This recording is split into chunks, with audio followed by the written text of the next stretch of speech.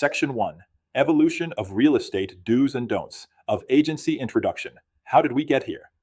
Real estate did not begin with online forms, electronic signatures, buyer-broker agreements, MLS searches, disclosure packets, compensation conversations, and compliance checklists.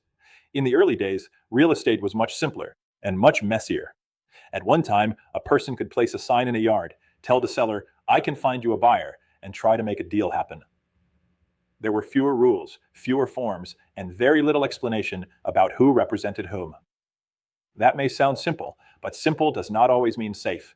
This course begins with the evolution of real estate, because agency law did not appear out of nowhere. It developed because buyers, sellers, brokers, courts, regulators, and the public needed more clarity. The big question became, who does the agent actually represent? The early real estate market, a little bit wild. In the early 1900s, real estate was often described as a Wild West business. Licensing laws were still developing, professional standards were limited, and sellers often had to decide who they trusted based on personality, promises, or who put a sign in the yard first. The original course material explains that before licensing laws became common, almost anyone could call themselves a real estate broker and attempt to sell property. Imagine a seller standing in front of their home with 3 different people saying, "I can sell this for you." One has a sign, one has a newspaper ad, one says they know a buyer, but nobody clearly explains authority, duties, loyalty, confidentiality, or compensation. That is where problems begin. The open house era. By the 1910s, open houses became a popular way to sell homes. Agents would sit in homes for hours, sometimes days, waiting for a buyer to walk through the door. It was marketing, customer service, and sales all rolled into one. But here is the agency problem. When a buyer walked into that open house and started asking questions, did the buyer understand that the agent was working for the seller? Probably not. A buyer might say, "What do you think the seller will take?" Or, "Should I offer less?" The buyer may have felt like the agent was helping them, but in many cases, the agent's legal loyalty was with the seller. That confusion is exactly why agency disclosure became so important. The old rule, the seller was usually the client. For many years, real estate operated under a seller-focused model. The listing agent represented the seller. The agent working with the buyer was often considered a sub-agent of the seller, even if the buyer believed that agent was their agent. The original course material explains that buyers were often allowed to assume the agent worked for them, even though the agent was actually connected to the seller side of the transaction. A buyer walks into a showing and says, "I love this house. I would probably pay full price, but let's start low." If the agent is really working for the seller, that statement may not be confidential. The buyer thinks they are getting strategy advice. The seller may be getting valuable information. That is not just awkward.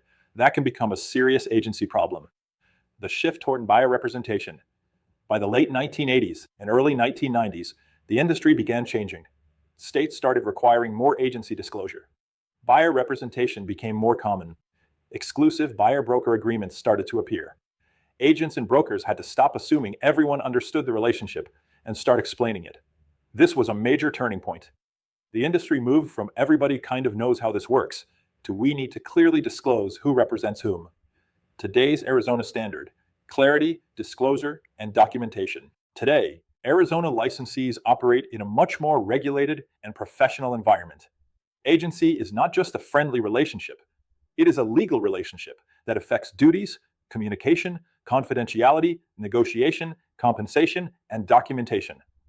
The updated ADRE materials organize these modern standards under rules such as R428-1101, licensee duties, R428-1102, property negotiations, and R428-1103, broker supervision and control.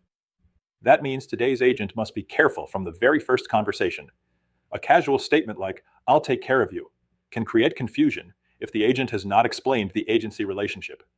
Rules updated. Why this course matters now.